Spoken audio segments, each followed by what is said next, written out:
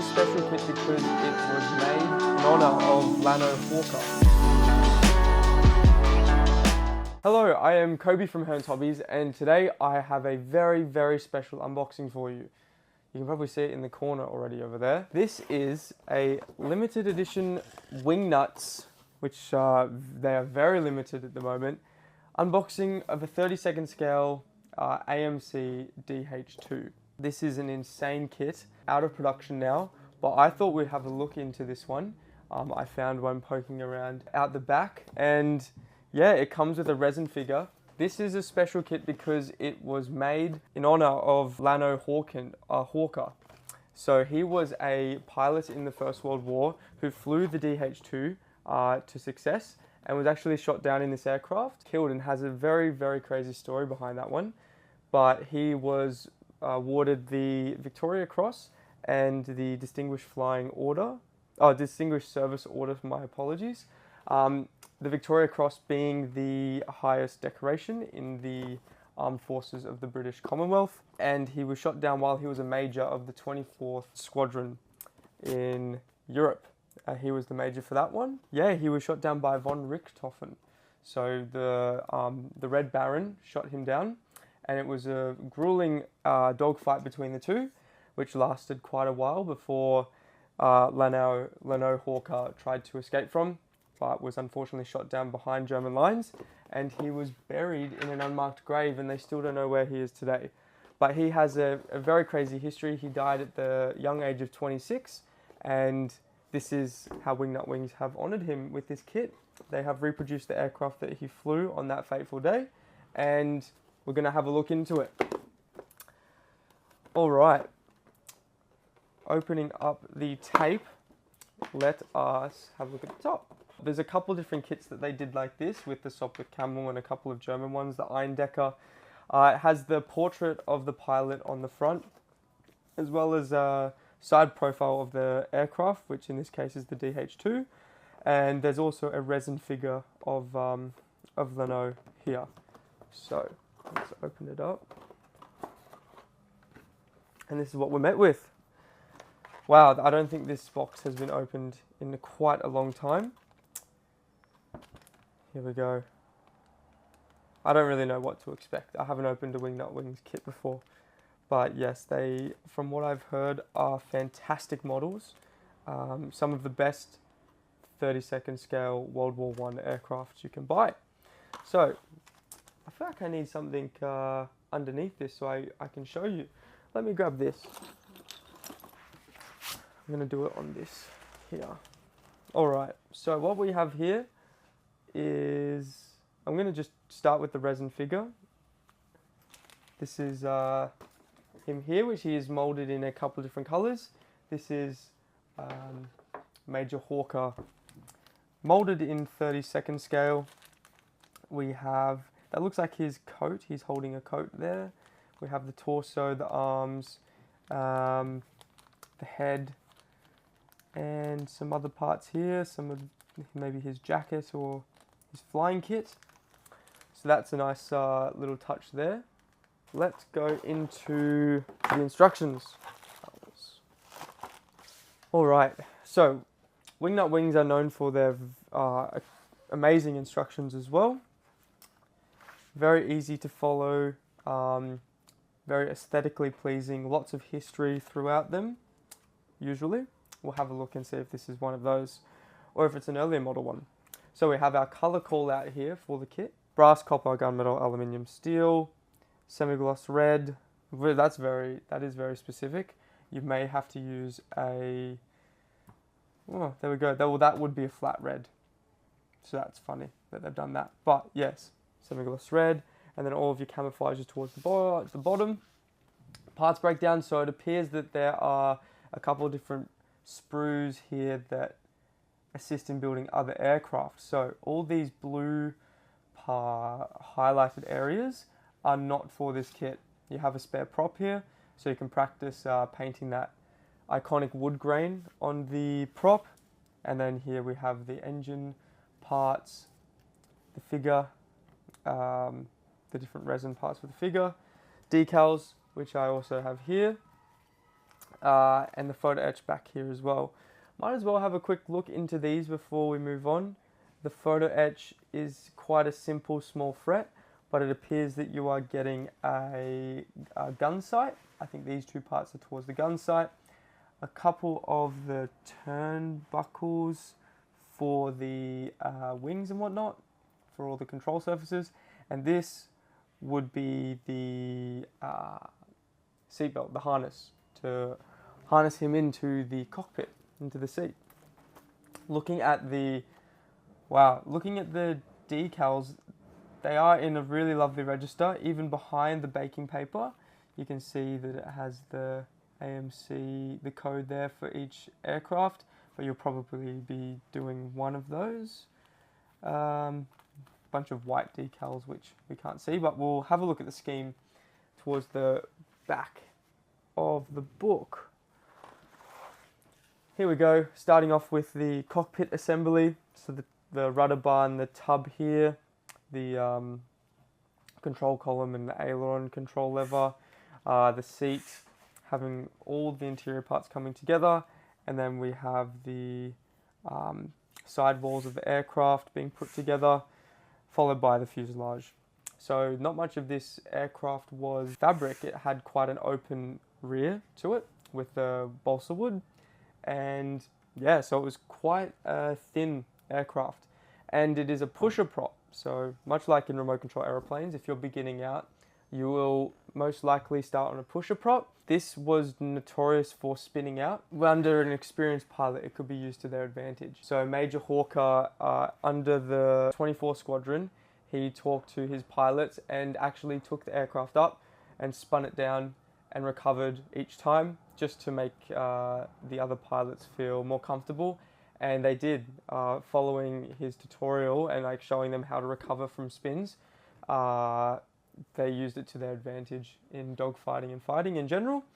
Towards the later end of the war, when he went up against the Albatross was quite new, and it had actually surpassed in terms of armament, maneuverability, speed. Speed was a huge change with the Albatross, going from a big radial engine to an inline engine. Yeah, it was a newer aircraft, so this became obsolete towards that later part of the war, but they still were used until the very end. Cracking on with the model here, we have the big, what is that? Mono Supape, the Gnome Mono Supape engine. It's 100 horsepower. There's cars more powerful than that these days. So this is it here, building it up, which is quite nice. You have some photo diagrams of the spark plugs at the end of each piston and whatnot, the pusher rods. This is detailed from the 24 Squadron. There you go. This could be his aircraft. You can see the data plate on 6. Where's number 6? No, it doesn't say. It says 19. There'll be more photos towards here. Yeah, so here we have a bunch of nice photo diagrams by Wingnuts and nacelle details. So these are probably, as they're saying, early production ones. And you will have to rig this aircraft as it is, which we'll be coming up to, as it is a World War I biplane. Lots of them had rigging. This is no exception. Here we go, more of the engine nacelles. It's all like dated and everything. If I zoom in here, they've all done their homework. This is quite a detailed instruction sheet. And it even is a really nice read. As soon as you get this model, you can start reading.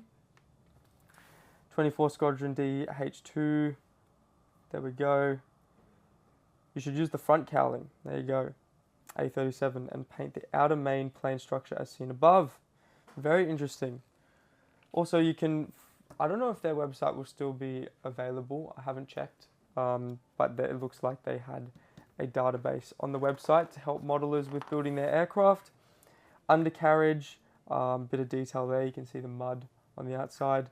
I've actually just neglected to tell you what's happening. So we're adding the lower wings, all of the struts to the wings.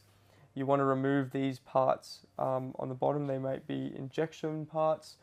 Adding the top wing, an emergency gravitational petrol tank. That's very interesting there. probably retrofitted later. Undercarriage being mounted and ailerons. What else we got? The tail boom being assembled. So we have this here being put into place.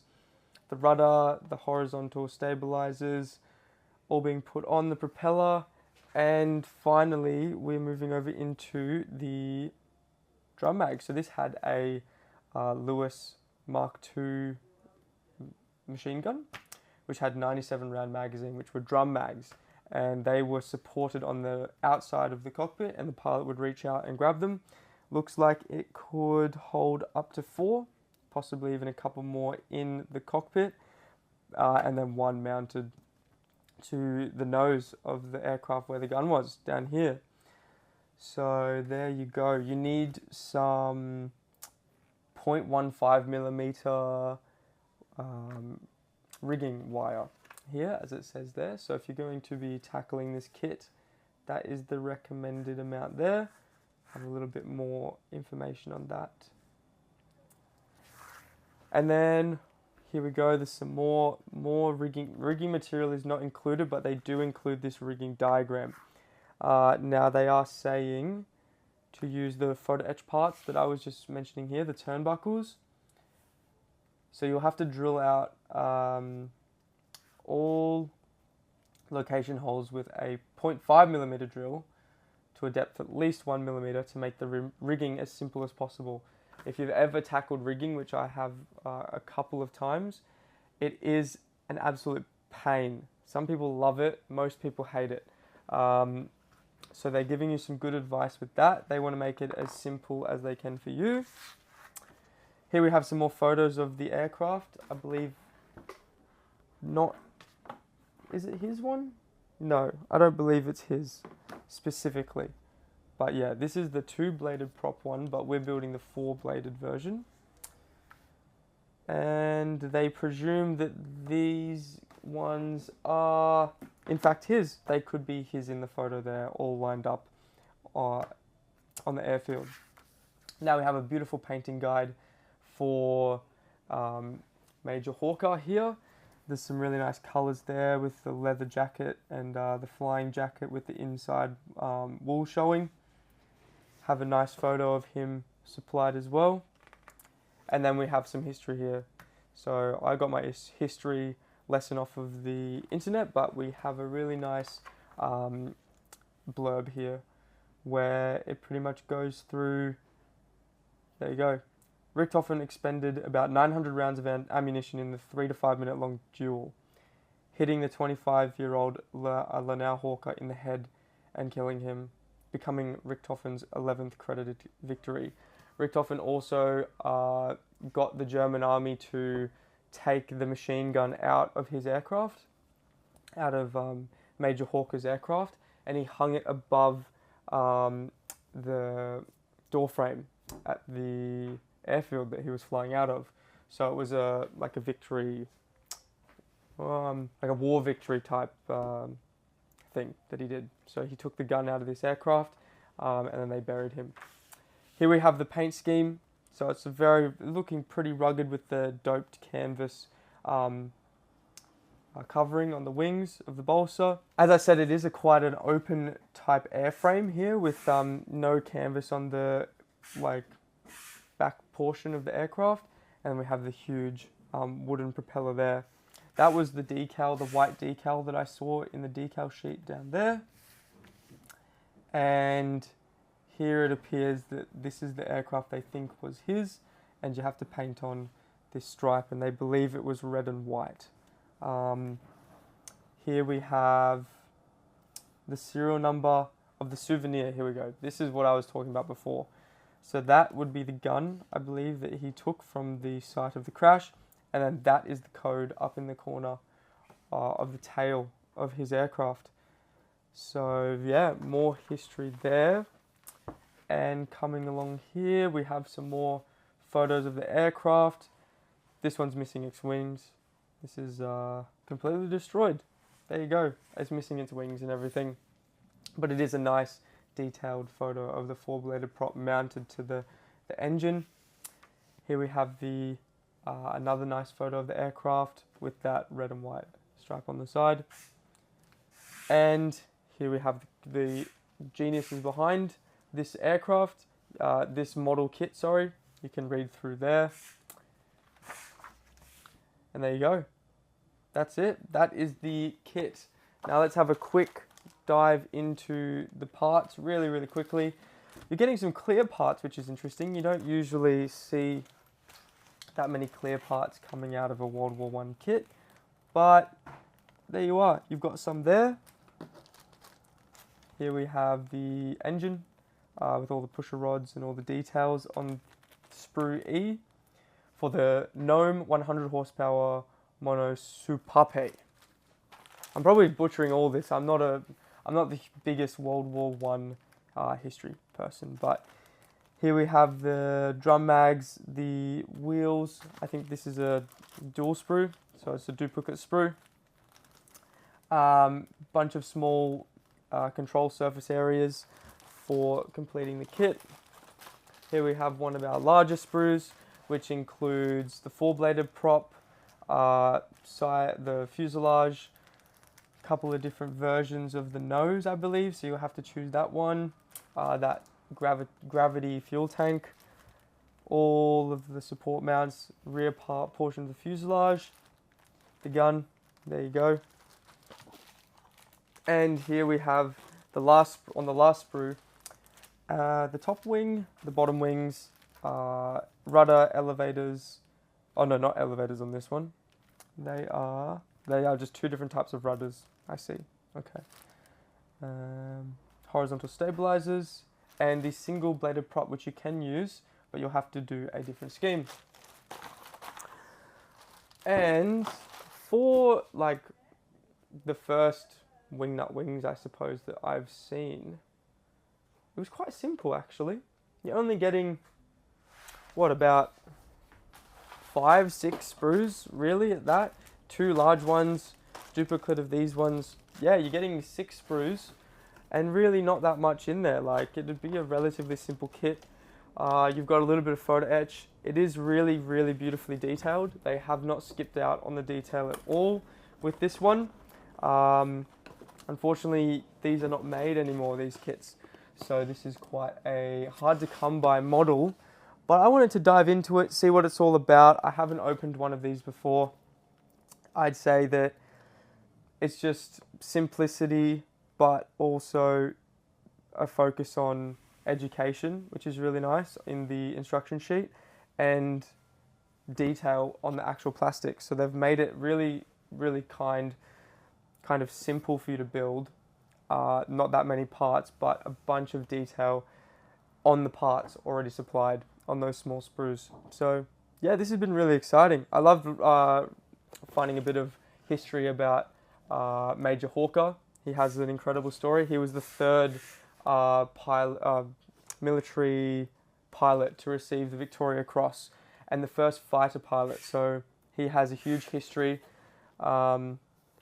And it would be a really nice kit to get your hands on, if you could, to build up this iconic aircraft and pilot's machine. There you go. Well, this has been the Wingnut Wings 1/32 scale DH.2 flown by Lanoe Hawker. And I hope you've enjoyed this unboxing. I'm Kobey from Hearns Hobbies, and we look forward to seeing you in the next video. Don't forget to come in store, see us here, and we'll see you next time. Cheers guys, have a great day.